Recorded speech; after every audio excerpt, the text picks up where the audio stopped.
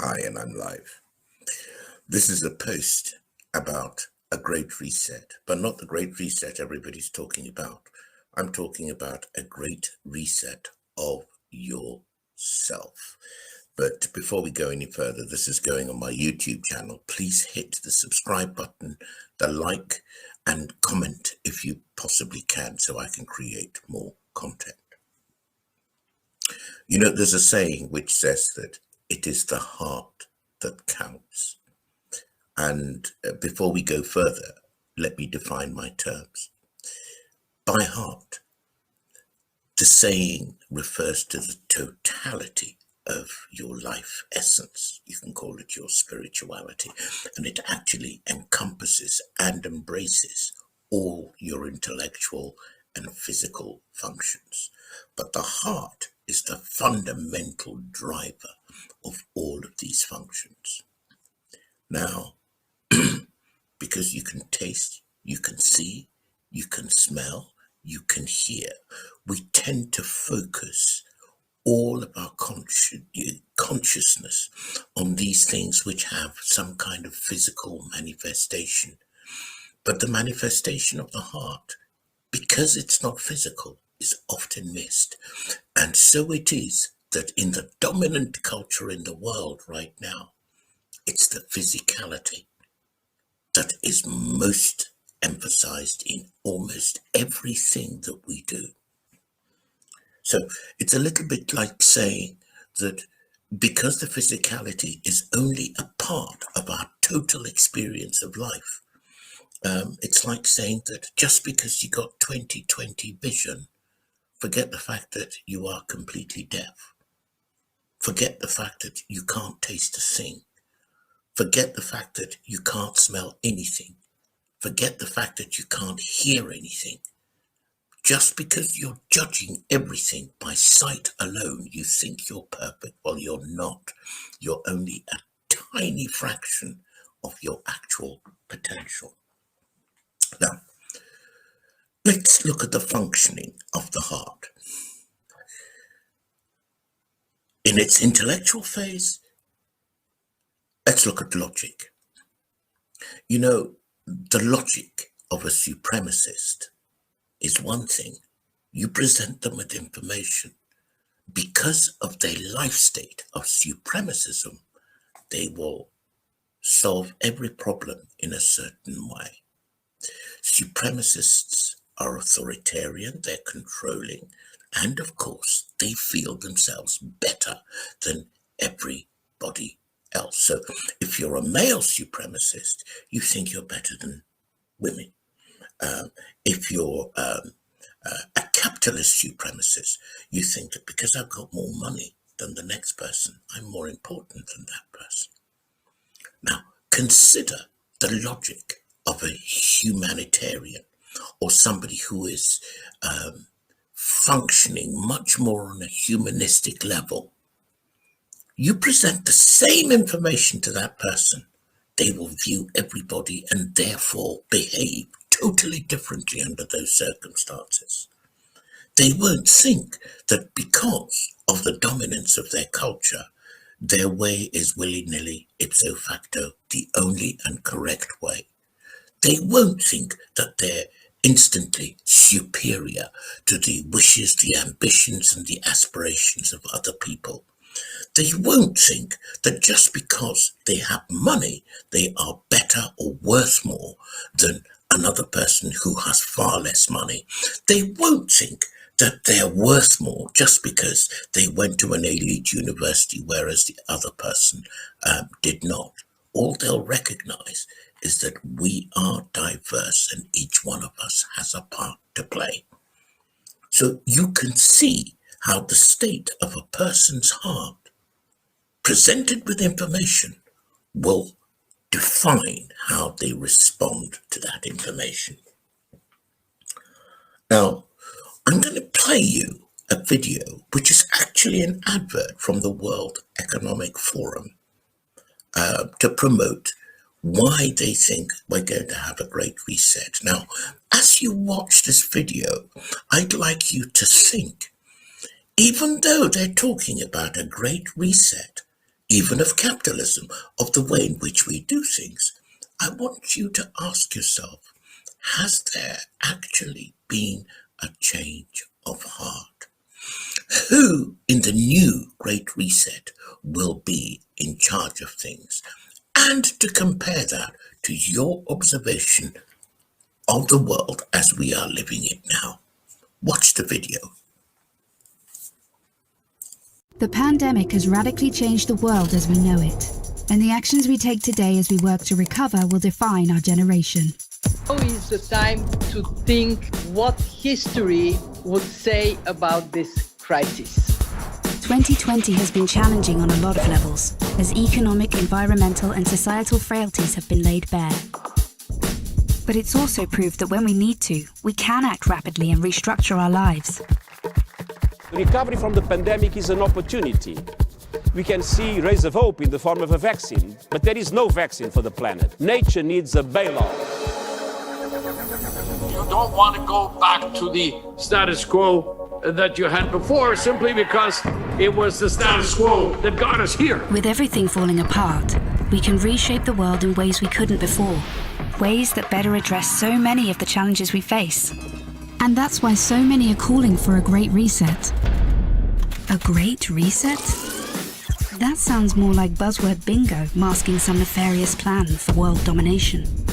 Hands up, this kind of slogan hasn't gone down well. But all we really want to say is that we all have an opportunity to build a better world. And it's not surprising that people who've been disenfranchised by a broken system and pushed even further by the pandemic will suspect global leaders of conspiracy. But the world's not that simple. Every one of us has differing priorities, values, and ideas. That's part of why solutions are so hard to come by, and why we all need to be involved in the decision-making. Because whether it's politicians, CEOs, academics, activists, or you, we're all about getting people together, even those you may not like, to sit down at the table and develop solutions that work for all of us. But we need enormous trust between the private sector and the public sector for this to actually work. That trust is hard to come by. it's time for people to work together, listen to each other, and build this trust so we can move towards a better world. And we really need one. Because while the pandemic affects us all, it's clear it affects some more than others. The first people who are hit are the people at the front, those who are vulnerable. It is those on the front line who take it first, and that is simply unacceptable. See, at the start of 2020, 1% of the world's population owned 44% of the wealth. And since the start of the pandemic, billionaires have increased theirs by more than 25%, whilst 150 million people fell back into extreme poverty. And with climate change set to dwarf the damage caused by the pandemic, the message from 2020 should be abundantly clear. Capitalism, as we know it, is dead. This obsession that we have had with maximizing profits for shareholders alone has led to incredible inequality and a planetary emergency. But no one can do this alone, and top-down approaches won't get us anywhere, because everything we've learned in our work has shown us that diverse voices lead to better results. And it's for these reasons that the forum talks about something called stakeholder capitalism, which would shift businesses away from just profit. Because if we want to change where the focus of our recovery will go, then we need a new dashboard for the new economy. And that needs to encompass people, planet, prosperity, and institutions. Okay, so you've seen what the video says. It talks about all being involved in decision making, and that the environment is going to be at the center of our activities. Well, think about it this way. If we're all going to be involved in decision making, why is there so much censorship in the run-up to the so-called Great Reset? People are being deplatformed off Facebook. I'm going to do another video about this later, but the World Economic Forum is working with new partners now on actually creating a digital security forum, the idea of which is to avoid medical misinformation. Our medical strategies for dealing with the pandemic have been very, very narrow cast down one route, and actually other supremely qualified voices are being dumbed down, shut down, and deplatformed. So that actually this claim they make that all will be involved in decision making doesn't seem right. And if that is the case, I would suggest that actually what we've got is a change in the mood music. What we've got is a rather slick advertisement, but in the key component of what drives everything, there has not been the slightest change of heart. And I'll tell you why I say so. The dominant culture right now, slowly being rivaled by what's coming up from China, is Western European, Anglo-American culture. This has been incredibly powerful. But then civilizations come and civilizations go. Most people don't know that the earliest university known in the world was in Africa.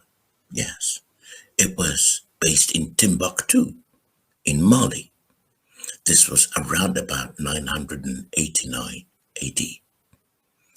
At a time when all the Europeans knew was running around, killing each other, trying to establish their control over various territories and regions and establish various kind of lines of kingship. That's all they were doing, fighting and killing each other a lot of the time. They had a university running in Timbuktu in Mali under the rule of King Mansa Musa. But things go in cycles. Things rise, wane, and decline. Now, the Europeans are running a lot of the world through technology and militarism. So, the aspects of European civilization, which is dominant, and when I say dominant, it's dominant in that when a culture is dominant, it's exported. The achievements of the Malian kingdom, they were exported. King Mansa Musa made Bill Gates look like a pauper. It is said, by modern day terms, he would have been worth maybe 400 billion. It is reckoned that he was actually the wealthiest person ever to live in the world.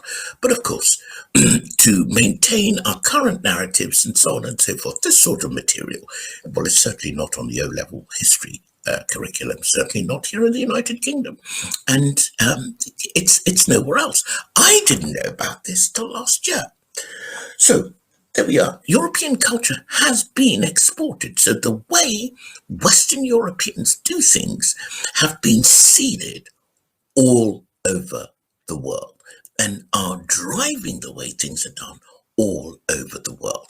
And whenever it gets in touch with another culture, it seems as if the only way that culture can defend itself is to adopt the methods, which are very aggressive, of Western civilization. So it is the dominant culture.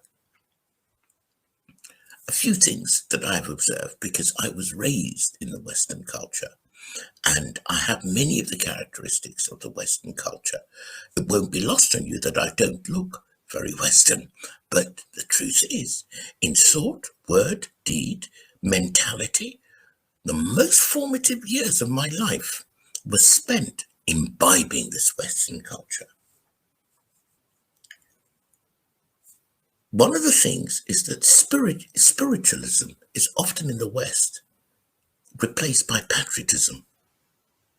Patriotism because, for what it does, Western civilization requires people to be able to fight.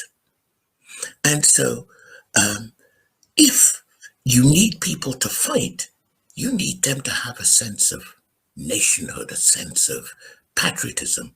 And this attitude of patriotism has fueled major conflicts over the past 5, 6, 700 years in Western Europe.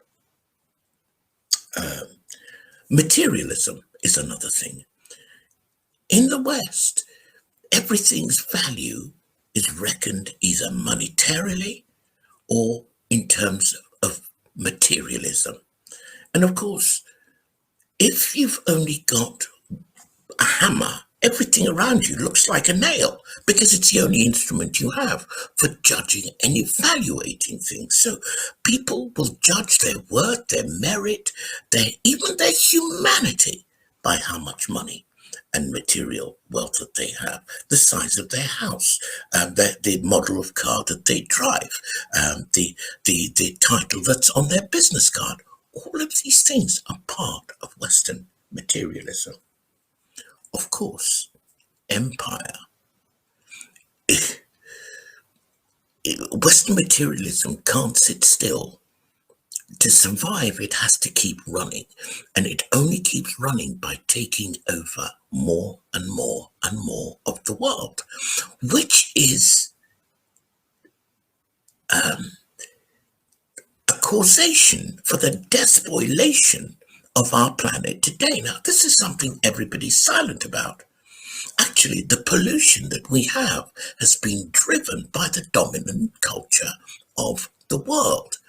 It wants to put a brake on pollution and these adverse effects of the way its heart is set, which manifest as these things like materialism, as I'm talking about, hyper patriotism, constant wars of conquest and so on.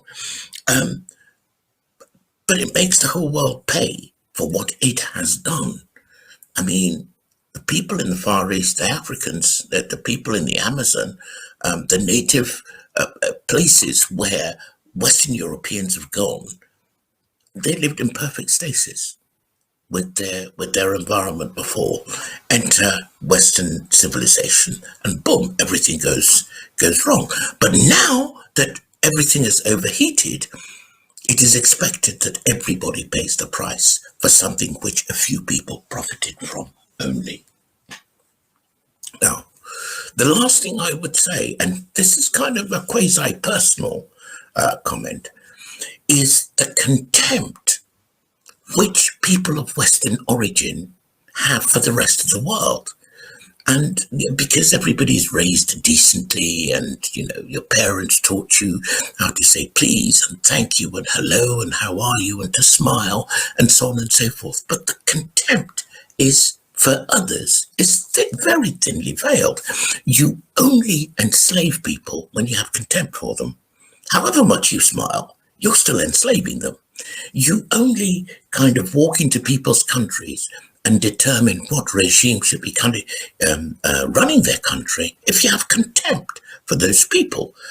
However much of a smile you put on this, and however, how many hospitals you go and build, and bits of a few pennies of aid that you toss over and so on, it's underpinned by a heart which is contemptuous of life. So, I would say this: the Great Reset, as pushed forward and as shown in that ad by the World Economic Forum, is going to be an absolute crock if it is not accompanied by a fundamental change of heart. And I'll tell you why the Great Reset is headed towards failure as we speak right now. I think it's the Christians have this thing about, what's the quote? It says, by their fruit shall ye know them, or by their deeds shall ye know them. Well, I'm a journalist.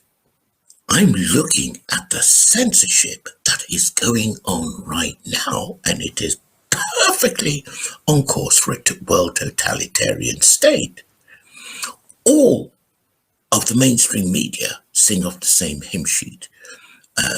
Davos, at the World Economic Forum, is about to set up yet another panel on digital safety, which quote unquote, I will talk about this in my next video, is basically just, kind of a cover for making sure that what they think is what is told to the world. It looks catastrophic. Consider the personal liberties against which there have been the biggest demonstrations, actually, I have seen in my lifetime in the United Kingdom. These demonstrations for freedom, there's another one coming up in a couple of weeks, I believe, right here in London, called Freedom Day. These demonstrations are happening because people are tired of the loss of freedoms that they have. And all of this flies totally in the face of the statement in that video you saw of all being involved in the decision making. And so I have this to say. It's time for a great reset of the individual's heart. It is the individual that's driving this. Moreover, not the individuals who are in the elite. It is the state of the individual, the ordinary person on the street.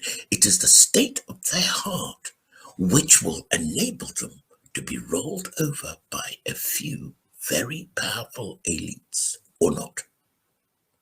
That is the Great Reset the world really needs. A reset towards respect for humanity, instead of filling that vacuum with some misplaced sense of patriotism, loyalty to those who would control and abuse you, loyalty to a system of laws which are clearly being played out in the interest of those who would seek to be, without any right whatsoever, without a single shred of justification in fact or ethics, those who would seek to be the overlords of the world.